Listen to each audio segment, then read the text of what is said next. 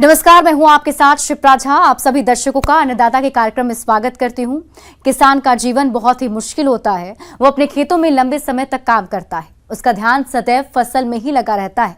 वे अपनी कड़ी मेहनत की ताकत पर अपना जीवन व्यतीत करते हैं और ऐसे ही किसानों की प्रगति के लिए हम खेती बाड़ी से जुड़ी हुई बहुत सी नई लाभकारी जानकारियां हर रोज सुबह लेकर आते हैं। तो चलिए कार्यक्रम शुरू करने से पहले देखते हैं क्या है आज के अन्नदाता में। अच्छी बढ़वार के लिए गन्ने की फसल में जरूरी कार्य।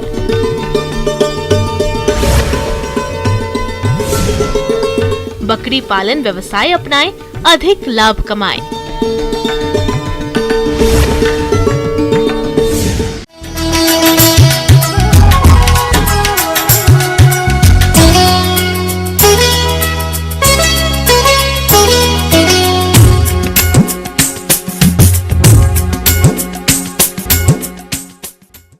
गन्ना एक लंबी अवधि वाली फसल है जो कि अभी बढ़वार की अवस्था में है और अभी बारिश और हवाओं के कारण फसल गिरने का डर बना रहता है। साथ ही कई बार ऐसे मौसम में कीटों का प्रकोप भी बढ़ जाता है, जिससे उत्पादन में भारी कमी आ जाती है। इसलिए फसल की सही देखरेख करना जरूरी है, जिसके बारे में बता रहे हैं राजमाता विजय राजे सिंधिया कृषि विश्वविद्यालय ग्वालियर के वरिष्ठ वैज्ञानिक डॉक्टर ब्रजराज सिंह कंसाना।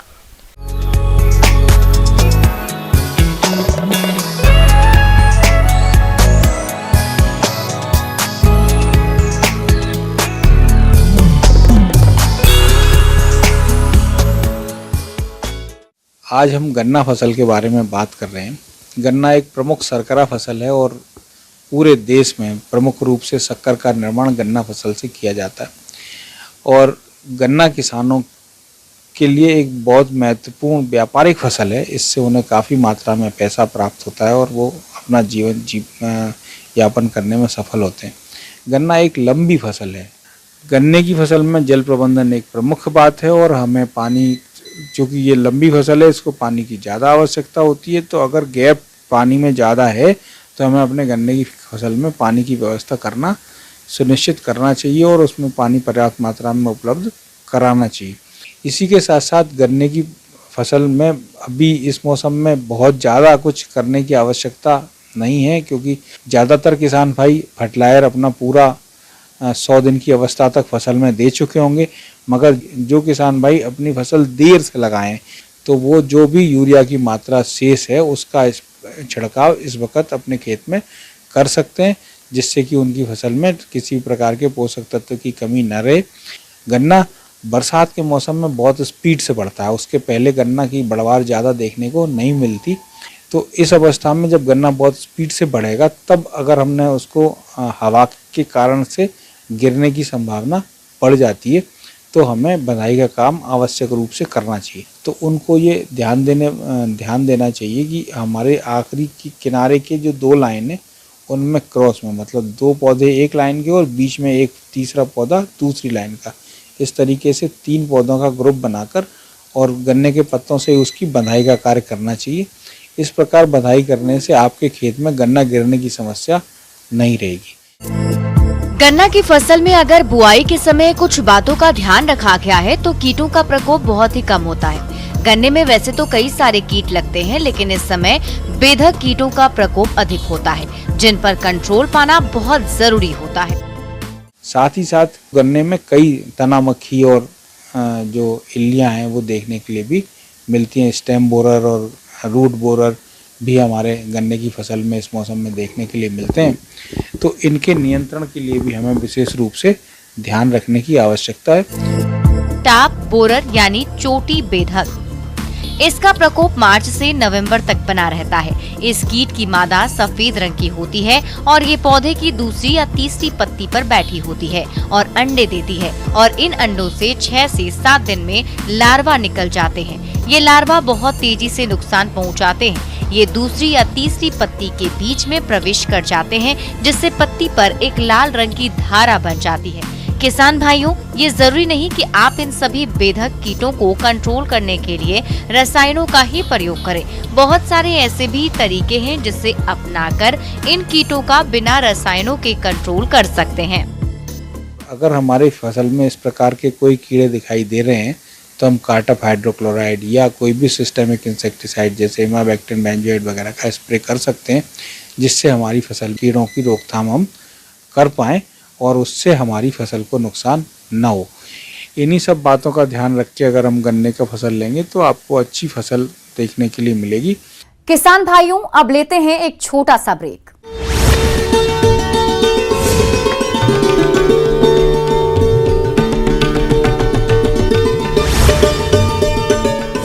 मवेशियों को महानदी में फेंका गया। मामले की जांच के लिए जनपद पंचायत के सीईओ ने बनाई टीम। अंबिकापुर में भालू ने महिला पर किया हमला। धान की फसल देखने गई थी महिला। घायल महिला का सामुदायिक स्वास्थ्य केंद्र में चल रहा है इलाज। अंबिकापुर पुलिस का बड़ा खुलासा, पति ही निकला पत्नी का हत्यारा। शराब के नशे में पत्नी की बेरहमी से की थी पिटाई। पुलिस ने आरोपी पति को किया गिरफ्तार। बलरामपुर के कोटराही बबनीपारा में हाथियों का उत्पात। 18 हाथियों के दल ने मचाया उत्पात। वन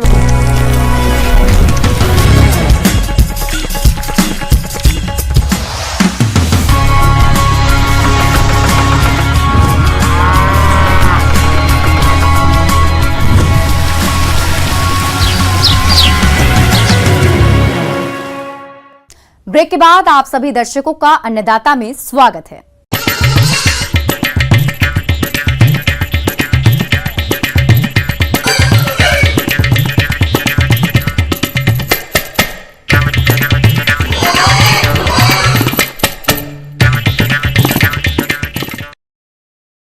बकरी पालन व्यवसाय गरीब किसानों और खेतीहर मजदूरों के लिए आय का एक अच्छा साधन है और इस लाभ को देखते हुए राज्य के जो किसान भाई बकरी पालन व्यवसाय शुरू करना चाहते हैं वे किस प्रकार से करें बकरी पालन व्यवसाय, इस बारे में जानकारी दे रहे हैं प्रोफेसर डॉक्टर महेश दत्त।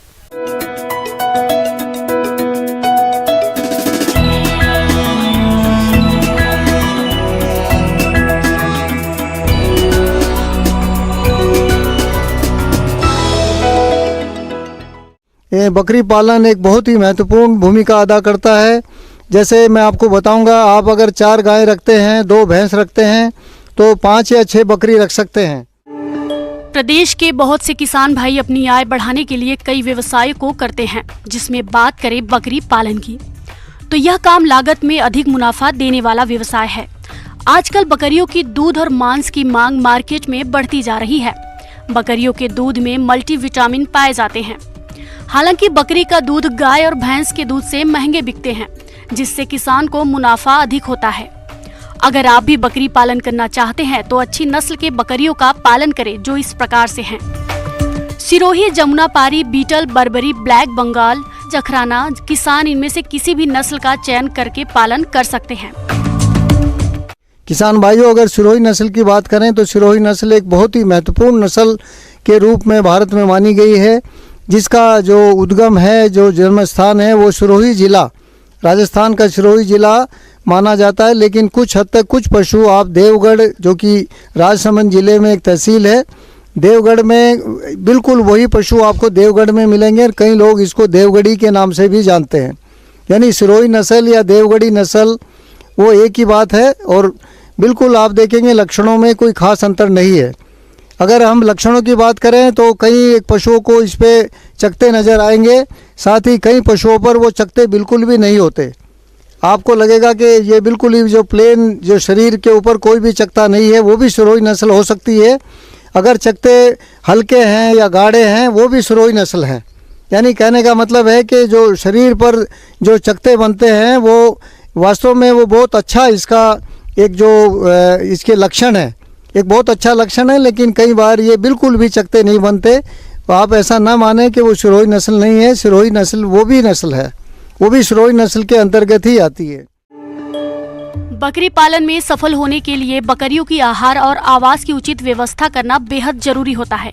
इसके लिए उचित स्थान का चयन करके बनवाए बकरियों का आवास, जिससे सर्दी, गर्मी, बारिश में आराम से बकरियां रह सके, जिससे उनकी वृद्धि विकास अच्छी तरह से हो सके।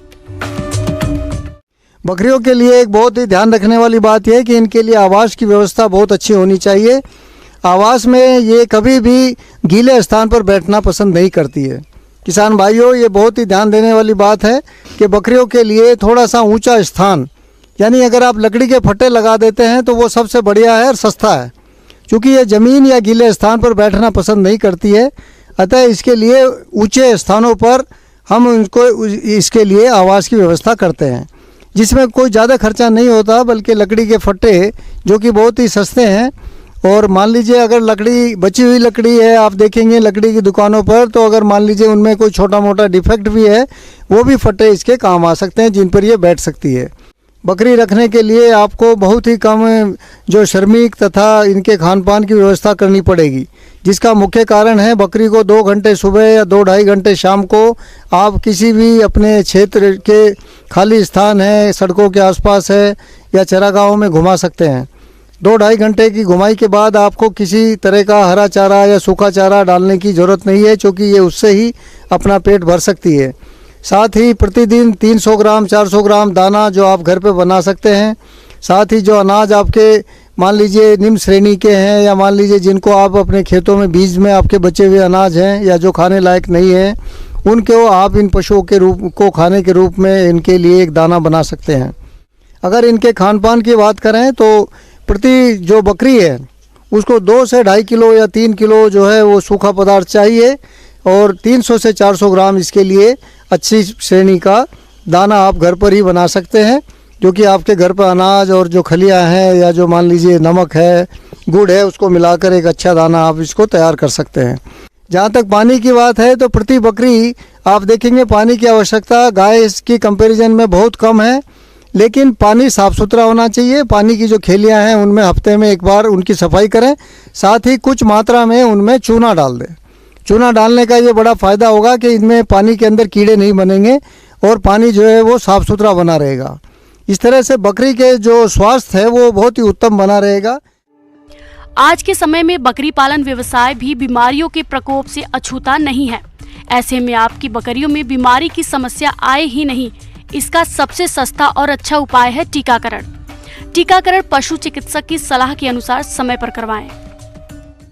करीब पहले बार जो है 11 से 12 महीने या 13 महीने पे ये पहली बार जो है ज्ञापन होने के लायक हो जाती है, और इस तरह से 7 से 8 बार आपके फार्म पर बहुत ही सामान्य रूप से बच्चे दे सकती है, और ये अपने आप में एक लाभकारी धंधा बकरी पालन आपके लिए हो सकता है, क्योंकि इसकी खिलाई पिलाई रहन सहन या रखरखाव पर खर्चा बहुत कम आता है। इसलिए बकरी पालन गाय पालन की तुलना में एक सस्ता व्यवसाय है। आप देखेंगे ये एक बहुउद्देशीय पशु है, दूध भी मिलेगा, आप देखेंगे इससे आपको एक अच्छी खाद मिल जाएगी, और साथ ही ये एक मांस के लिए एक बहुत ही मशहूर बहुत ही प्रसिद्ध एक पशु है, और मांस के लिए इसका प्रेफरेंस अन्य पशुओं की तुलना में बहुत ज़्यादा माना गया है। आगे और भी है खेती बाड़ी से जुड़ी हुई बहुत सी रोचक जानकारियां। यहां रुकेंगे एक और छोटे से ब्रेक के लिए।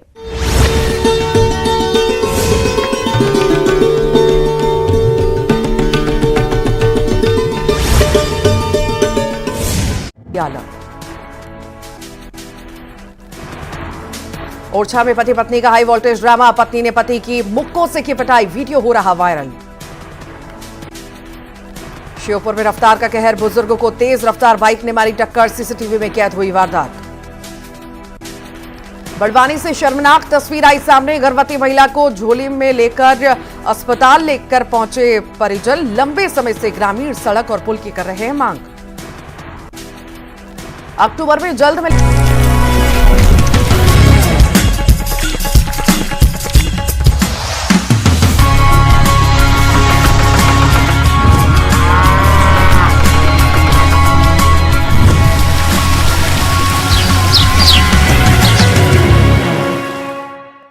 ब्रेक के बाद एक बार फिर से आप सभी दर्शकों का अन्नदाता के खास कार्यक्रम में स्वागत है।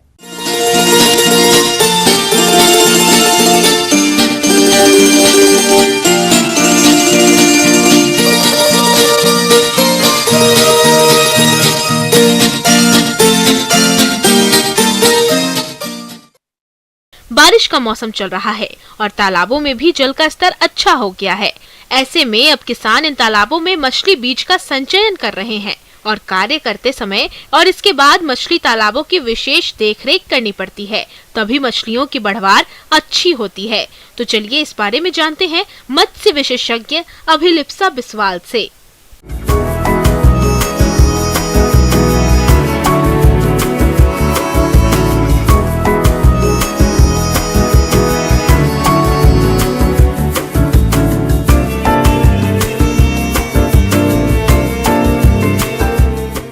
मैं कृषि विज्ञान केंद्र बिरोली में मत्स्य विज्ञान के वैज्ञानिक के रूप में कार्यरत हूँ। तो आज मैं आपको बताने वाली हूँ कार्प मछली के पालन की प्रणाली के बारे में।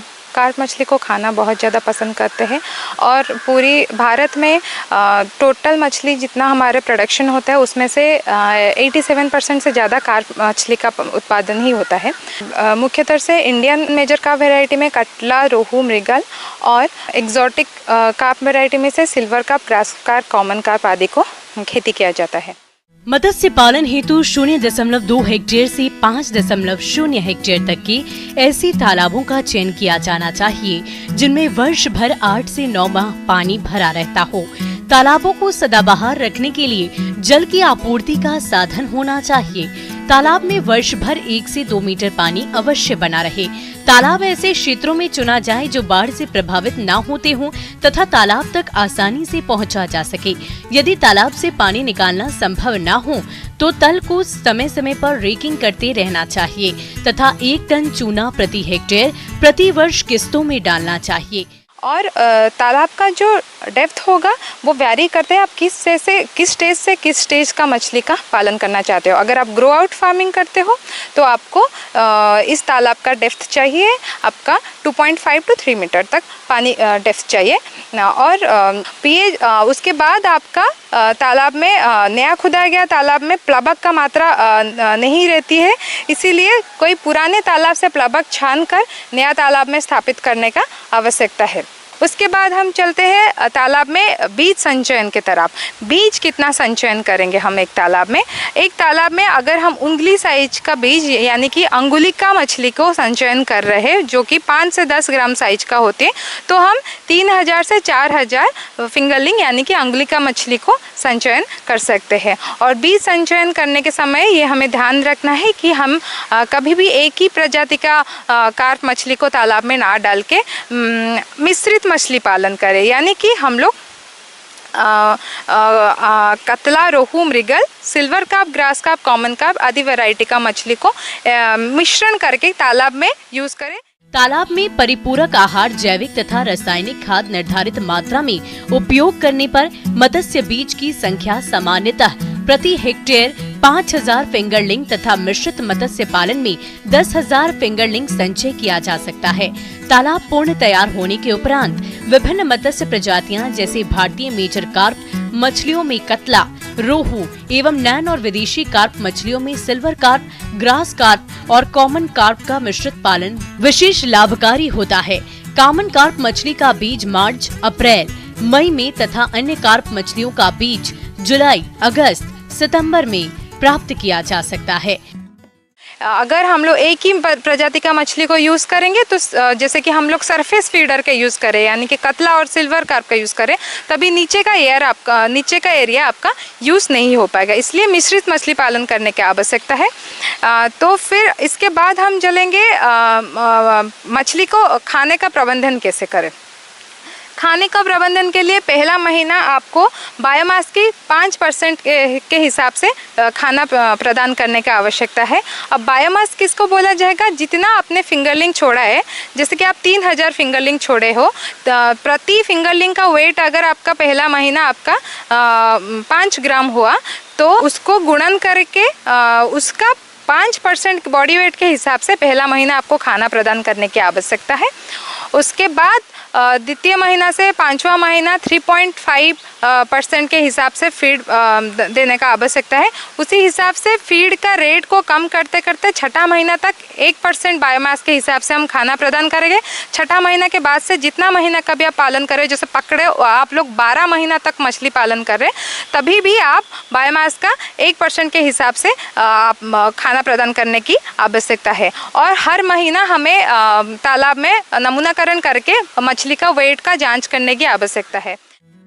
जलीय वनस्पतियां मछली के शत्रु को आश्रय देती है।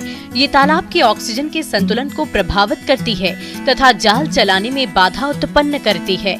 इनकी अधिकता से सूर्य की किरणें तालाब की तली तक नहीं पहुंच पाती है, जिससे मछलियों की बाढ़ प्रभावित होती है। इसलिए मत्स्य पालन के जलीय वनस्पतियों को निकाल दें। 12मासी तालाबों में अनेक प्रकार की मांसाहारी तथा अनचाही मछलियां रहती है। मांसाहारी मछलियां मत्स्य बीज को हानि पहुंचाती है, जबकि उनकी छोटी छोटी अनचाही मछलियां भोजन संबंधी स्पर्धा पर नुकसान पहुंचाती है, जिन्हें यदि संभव हो तो समय समय पर जाल चलाकर मांस भक्षी तथा अनचाही मछलियों को बाहर निकाल दें। यहाँ पे सवाल आता है कि मछली को ग्रोथ करने के लिए कितना टाइम लगेगा। अगर आप फिंगरलिंग यूज़ कर रहे हैं तभी आपको ग्रोथ करने के लिए 10 से 12 महीना का समय लग सकता है खाना के साथ। अगर आप लोग उसी तालाब से 2 बार आपका फसल उपार्जन करना चाहते हो तब आप फिंगरलिंग यूज़ ना करके ईयरलिंग यूज़ कर सकते हो, स्टंटेड ईयरलिंग यूज़ कर सकते हो। तो इसीलिए यह मछली 4 से 5 महीना में तैयार हो जाते हैं। स्टंटेड ईयरलिंग यूज़ करने से हम लोग एक तालाब से कम 2 बार हम लोग टेबल साइज फिश यानी कि मार्केटेबल साइज का फिश का उत्पादन करके किसान भाई लाभान्वित हो सकते हैं।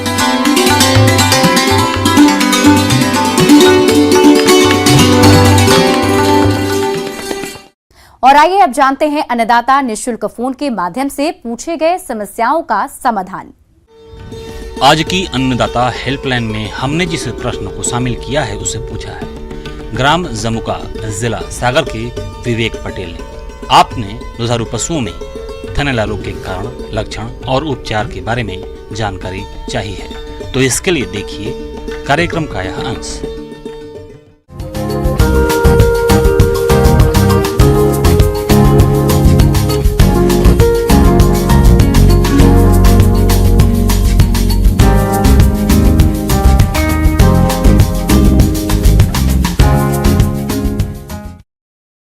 पशुपालक भाइयों, जब भी अपन गाय या भैंस पालते हैं तो दूध के लिए पालते हैं। दूध थनों के द्वारा आता है। अब जब थनी खराब हो गए तो वो गाय और भैंस किसी काम की नहीं रहती है। कई बार एक थन खराब हो जाता है, कई बार 2 हो जाता है, कई बार चारों थन ही खराब हो जाते हैं। पशुपालक भाइयों, गाय भैंसों में थनैला रोग दुग्ध व्यवसाय के लिए सबसे बड़ा संकट है। इस बीमारी से दुग्ध उत्पादकों को काफी नुकसान होता है। थनैला रोग पशुओं में कई प्रकार के जीवाणु, विषाणु और कवक के कारण फैलता है। तो सबसे पहले आइए जानते हैं इस रोग की पहचान के लक्षणों के बारे में। थनैला रोग दूध में छिचड़े आना, दूध लाल हो जाना, गादी में सूजन आ जाना या दूध बिल्कुल ही ब्लॉक हो जाना, तो उसकी वजह से बिल्कुल भी थन खराब हो सकता है। अब थनों के लिए आपको जिस जगह अपने गाय या भैंस को बांधते हैं उस जगह को साफ, बिल्कुल जहां धूप आती हो ऐसी जगह होनी चाहिए। गंदगी बिल्कुल भी नहीं रहनी चाहिए। यदि गंदगी रहती है तो जो थन की टीट कैनाल होती है उसके द्वारा बैक्टीरिया अंदर चले जाते हैं और थनैला रोग कर देते हैं। थनैला रोग से पशुओं को बचाने के उपाय। पशुपालक भाई, यदि कुछ जरूरी उपायों को समय समय पर अपनाया करें तो उनके पशुओं में थनैला रोग नहीं होगा, जो इस प्रकार से हैं। थनैला रोग से प्रभावित पशु को अन्य पशुओं से अलग रखें। पशु बाड़े की नियमित साफ सफाई करें। पशुशाला की लाल दवा या फिनाइल से धुलाई करें और चूने का छिड़काव करें। पशु का दूध निकालने से पहले ग्वाले को अपने हाथ अच्छी तरह से धो लेना चाहिए। पशु का दूध पूर्ण हस्त विधि से दोहन करना चाहिए। पशुपालक भाइयों, जब भी आप पशु का दूध निकालने जाएं तो बाल्टी में पानी लेकर जाएं। पानी से सबसे पहले थनों को अच्छी तरह धोएं। यदि लाल दवा या पोटेशियम परमैंगनेट हो तो उससे धोएं।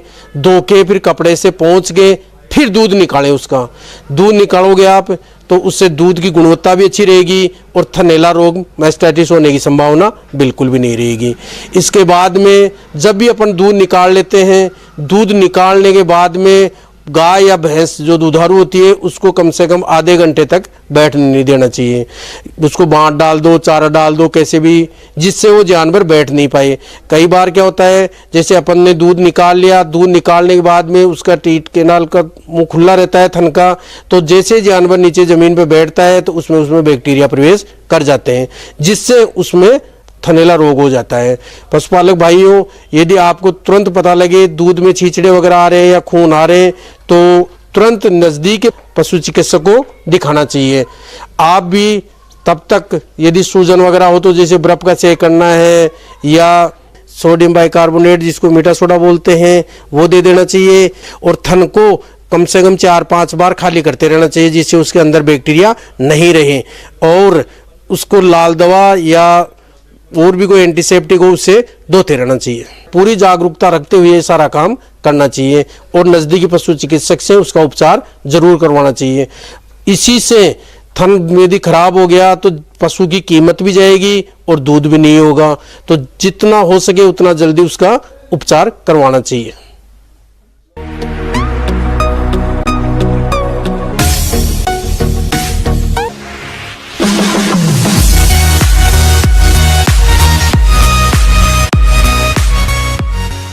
और आइए एक नजर डाल लेते हैं राज्य के कुछ मंडियों के प्रमुख फसलों के बाजार भाव पर।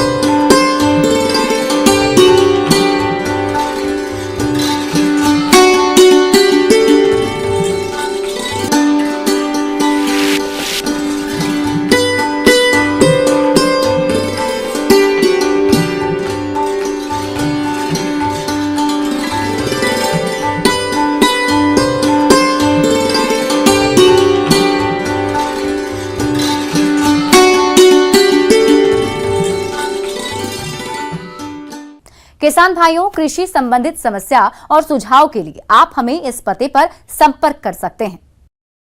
प्रोड्यूसर अन्नदाता news 18 Madhya Pradesh Chhattisgarh, Ramoji film city Hyderabad 501512। साथ ही आप हमें ईमेल भी कर सकते हैं। हमारा ईमेल है p18annadatamp@nw18.com। इसके अतिरिक्त आप हमें निःशुल्क हेल्पलाइन नंबर 1800889216 पर सोमवार से शनिवार सुबह 10 बजे से शाम 4 बजे के बीच संपर्क कर सकते हैं। अब समय हो रहा है आपसे विदा लेने का। कल इसी वक्त फिर से होगी आपसे मुलाकात। नमस्कार।